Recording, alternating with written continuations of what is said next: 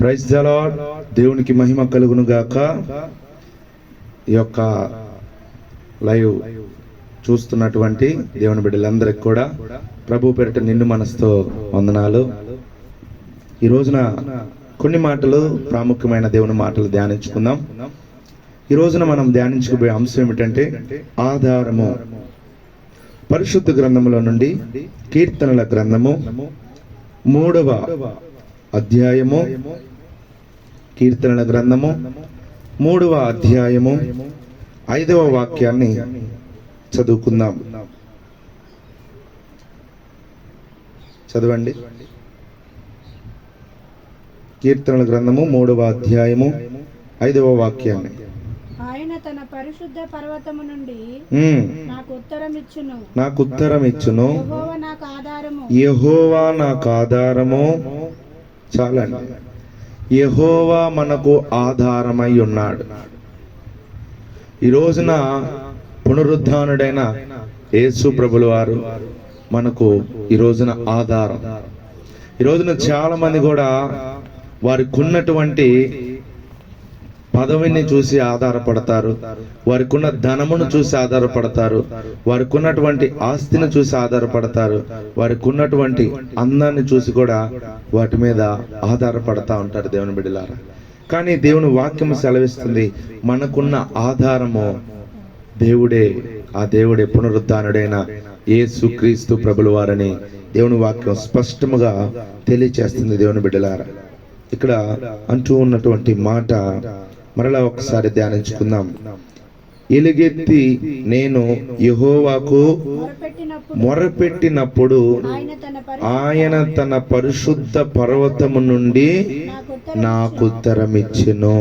చూడండి, చాలా మంది కూడా ఎలుగెత్తి ప్రార్థన చేయాలి, మనసారా దేవుణ్ణి ఆరాధించాలి. ఈ రోజున దేవుణ్ణి మనసారా ఆరాధించట్లా. ఏదో ఆరాధిస్తున్నామంటే ఆరాధిస్తున్నాం, ఏదో చర్చికి వెళ్తున్నామంటే వెళ్తున్నాం, ఏదో ఆదివారం కాబట్టి వెళ్తున్నాము, కూర్చుంటున్నాము, ఏదో వింటున్నాము, వచ్చేస్తున్నాం అన్నది కాదు దేవుని బిడ్డలారా. ఈ రోజున నీకున్న ఆధారము దేవుడేనండి. యేసు ప్రభుల వారు నీకున్న ఆధారము. ఎలుగెత్తి మనం ప్రార్థన చేసినప్పుడు ఆయన ఎత్తైన స్థలముల మీద నుండి మనల్ని కాపాడుతాడు. దేవునికి స్తోత్రం. మనకి ఉత్తరం ఇస్తాడు. అదే విధముగా యెహోవా నాకు ఆధారము. ఆయనే మన ఆధారం అండి. ఈ లోకంలో మనుషులు ఇష్టమైతే హత్తుకుంటారు, ఇష్టం లేకపోతే ఇసిరి పారవేస్తారు దేవుని బిడ్డలారా. అలాంటి మనుషుల మీద నువ్వు ఎప్పటికి కూడా ఆధారపడొద్దు. జీవము కలిగిన దేవుని మీద నువ్వు ఆధారపడినట్లయితే దేవుడు నిన్ను ఎంతగానో ఆశీర్వదిస్తాడు దేవుని బిడ్డలారా. అదేవిధంగా మరొక వాక్యాన్ని చదువుకుందాం. కీర్తనల గ్రంథము 82వ కీర్తన 5వ వాక్యాన్ని చదువుకుందాం. కీర్తనల గ్రంథము జనులకు తెలివి లేదు, వారు గ్రహింపరు. చూడండి, జనులకు తెలివి లేదు. ఈ రోజున చాలా మంది కూడా దేని మీద ఆధారపడుతున్నారు వారికి తెలియటల్లా. ఈ రోజున దేవుడు అంటున్నాడు కదా, మీలో ఎవరికైనా జ్ఞానము కుదువుగా ఉన్న ఎడల వాడు నన్ను అడగవలెను, నేను ఎవరిని గద్దింపక ధారాళముగా దయచేస్తానంటున్నాడు దేవుని బిడ్డలారా. ఈ రోజున నువ్వు దేవుని మీద ఆధారపడినప్పుడు, దేవుని నీవు ఆనుకున్నప్పుడు, దేవుని నువ్వు ఆశ్రయించినప్పుడు ఆ దేవుడు నీకు తోడుగా ఉంటాడు. ఆమెన్, హల్లెలూయా. దేవుడే నీ తోడండి. ఈ రోజున ఏ వ్యక్తి కూడా ఎవరి మీద ఆధారపడుతున్నారో తెలియటం లేదు. మనిషి మీద ఆధారపడితే ఇష్టమైతే హత్తుకుంటారు, ఇష్టం లేకపోతే ఇసిరి పారవేస్తారు దేవుని బిడ్డలారా.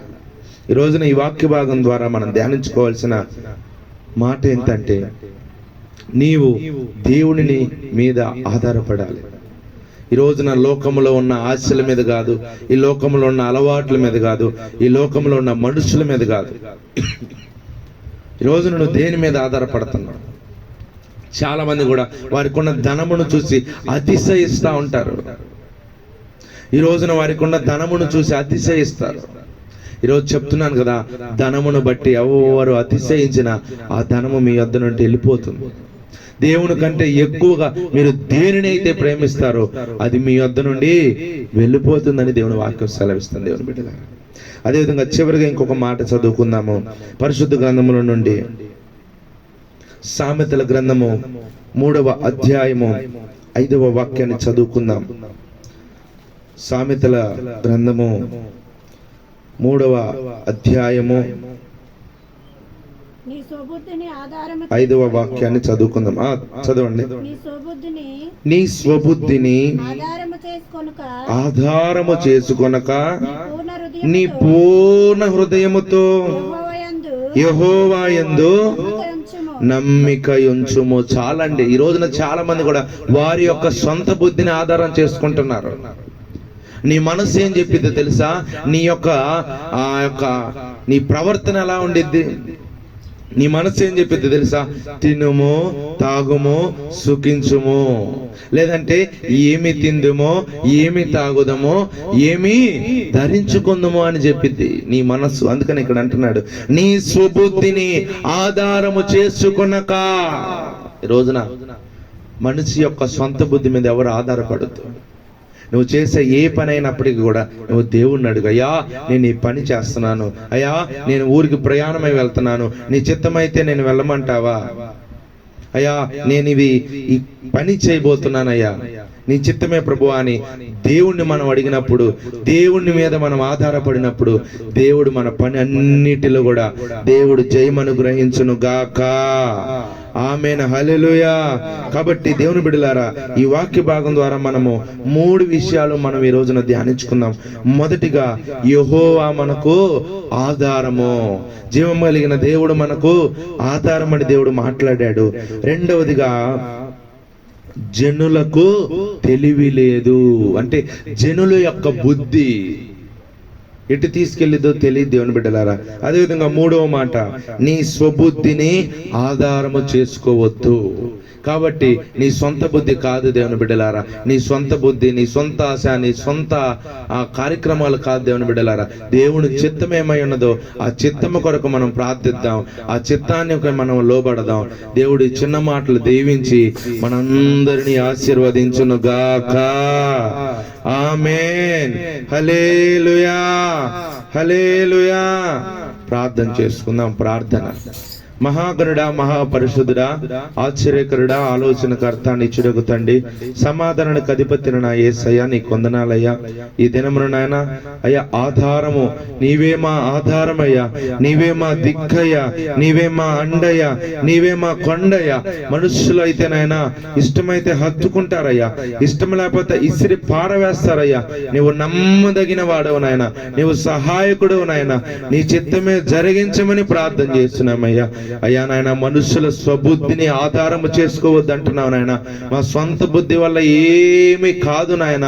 అయ్యా నాయన, పరలోకము నుండి నాయన నీ జ్ఞానము మాకు దయచేయండి నాయన. సొలొమోను రాజుకి ఇచ్చినటువంటి జ్ఞానము మా అందరికీ దయచేయమని ప్రార్థన చేస్తున్నామయ్యా. అయ్యా, ఈ యొక్క ప్రార్థన నాయన, ఈ యొక్క వాక్యము నాయన, ఎంతమంది అయితే బిడ్డలు విన్నారో నాయన, ఎంతమంది అయితే బిడ్డలు వింటున్నారో వారి కుటుంబాల్లో ఉన్న సమస్యలన్నిటినీ తొలగించమని ప్రార్థన చేస్తున్నామయ్యా. నీ కృప దయచేయండి, నీ సన్నిధిని, నీ కాపుదల ఉంచమని, ఘనత, మహిమ, ప్రభావాలని ఆరోపించుకోమని నజరుడైన యేసు నామమున ప్రార్థించి అడుగుచున్నాము తండ్రి. ఆమేన్, ఆమేన్, ఆమేన్. అందరికీ వందనాలు.